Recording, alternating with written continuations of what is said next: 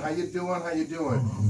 What you're listening to right now was a bit of Africa First from the guest today with me right here on In the Lab, my man Gregory Screen. Gregory Screen. You've probably all heard quite a bit of music from Gregory Screen.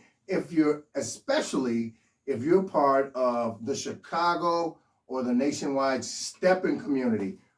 Greg has released quite a few tracks in such a short amount of time. He's really inundated the industry here in Chicago with stepping music, and all the local stepping groups, the DJs, and everybody are just really in love with Greg. The bad thing about it is that doing his promotions with music and all that and everything, everybody thinks I'm the artist and they're not. So ladies and gentlemen, let me introduce you to the man behind Door Screen Productions, the man behind Africa First, the man behind the Steppers Club Suites, and Stepmonster, Mr. Gregory O'Screen.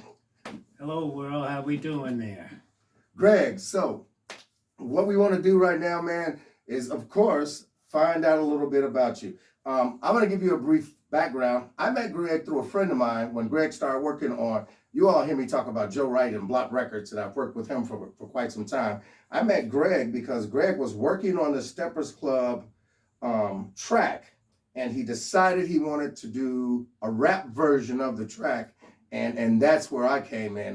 Joe told him to contact me. I've been a rapper in the past, had done some stuff with some pretty decent people, and Greg called me. I talked to Greg on the phone. It's really funny because, believe it or not like you hear those young kids do nowadays, where they say something over that they memorize and they call themselves freestyling. I literally freestyled on the phone for him. So right. Greg has a really, a very, very auspicious beginning in the music industry. So give us a little background on you, Greg. Give us about where you're from and how you got started in music, and how'd you get to where you are right now? Okay, well, born and raised in Lakeland, Florida, to about the age of 9. Okay, about 9, I moved to Chicago. My sister was already up here staying with my auntie, and that's where the music came in.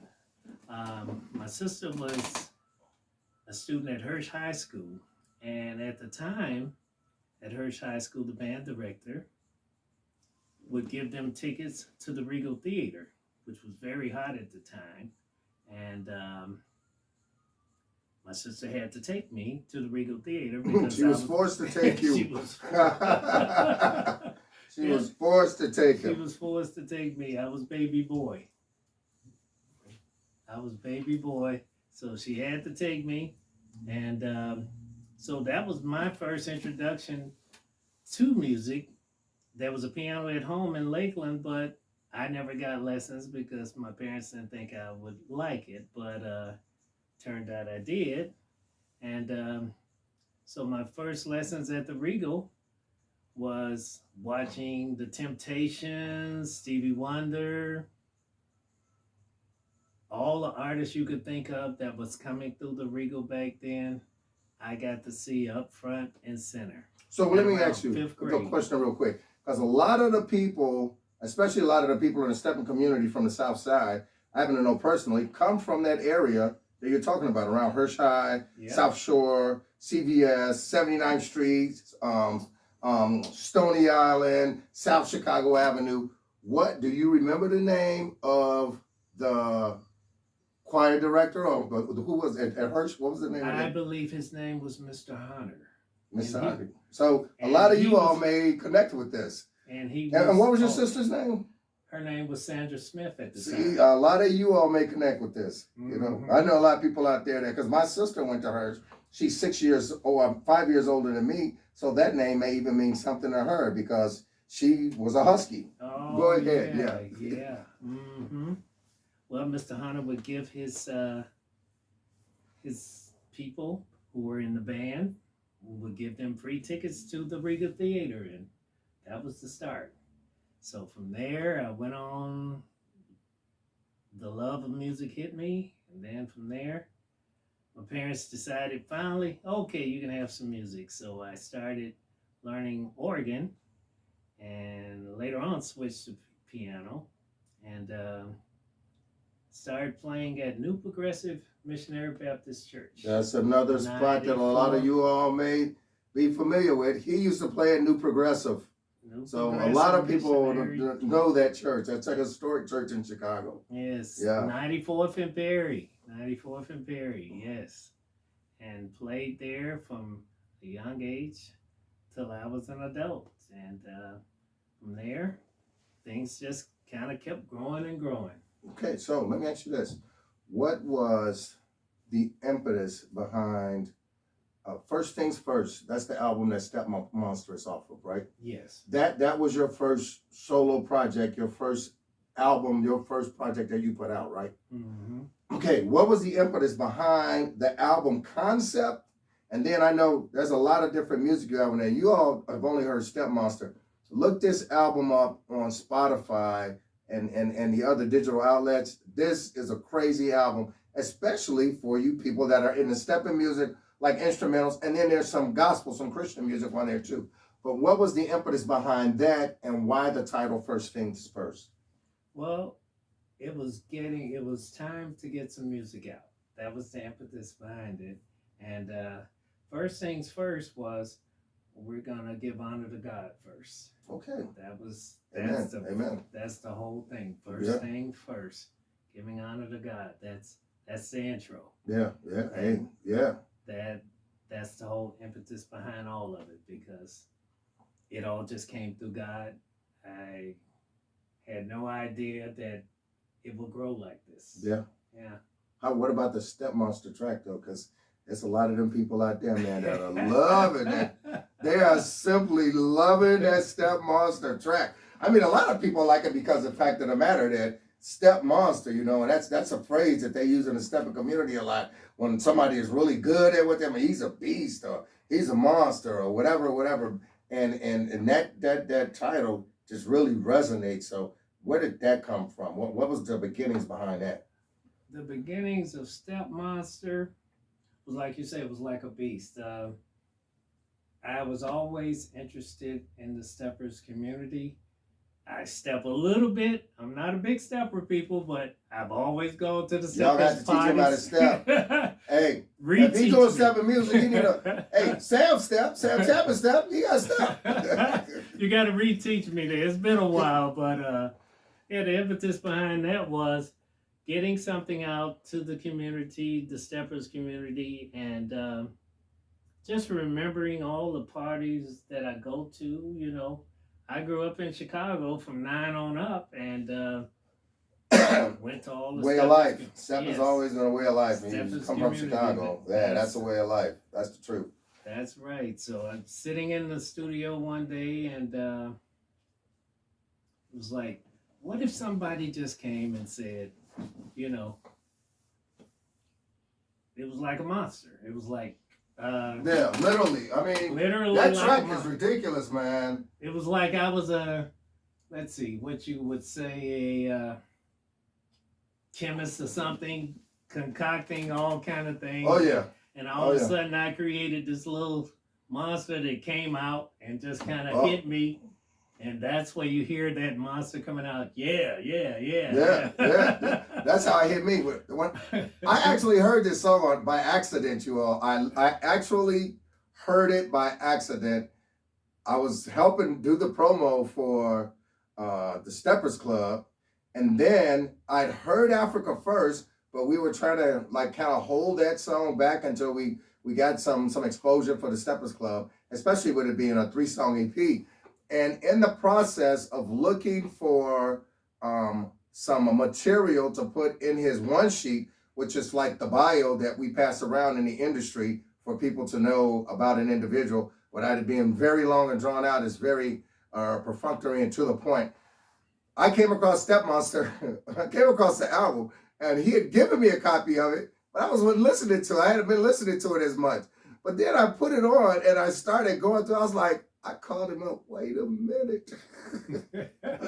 What is this doing? What have you been doing with this? So, Stepmonster is, like I said, it's a song that they've really fallen in love with. But the song that in the EP that's probably drawn more attention than anything is your the Steppers Club Suites, and how did that entire thing come about?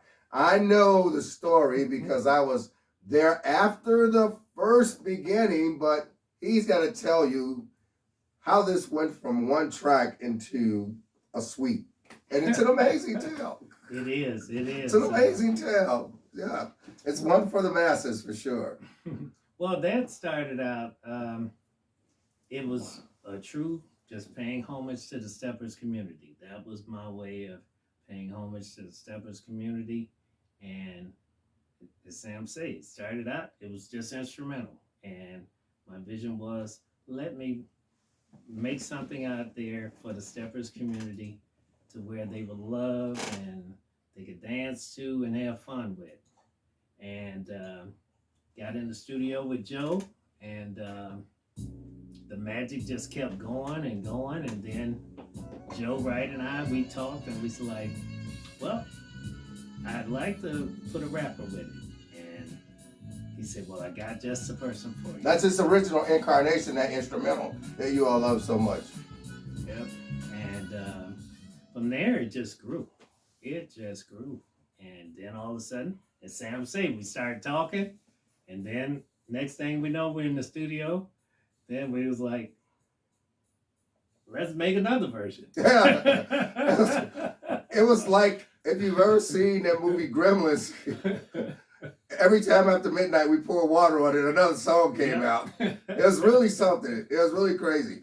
But the main thing, and I want everybody to know this 100%, is that, you know, people thought that I was the artist because of the lyrics that are on it.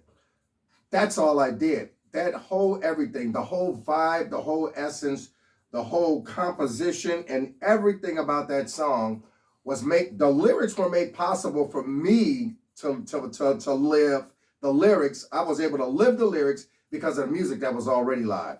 Like if the music had been dead, or if the music wasn't hidden, or if it wasn't anything that I felt, I wouldn't have been able to sit down and write a lyric to it.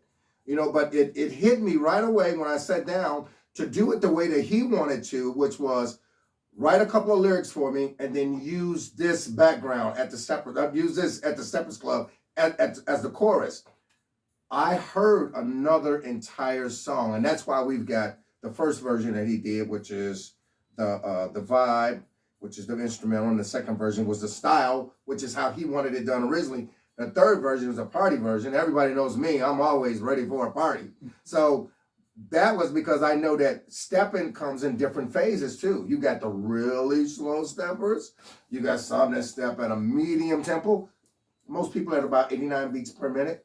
And then you've got those people that step old school, a little bit faster, so on and so forth. And that's what it is. You gave them 3 different songs, man. You know, for 3 different vibes. So that's the real deal behind that is the way that you did that. And what was the first? I mean, what came in your mind to even conceive that track, that beat? Because it's just so deafening. It hits you right away, man. Well, the beat came.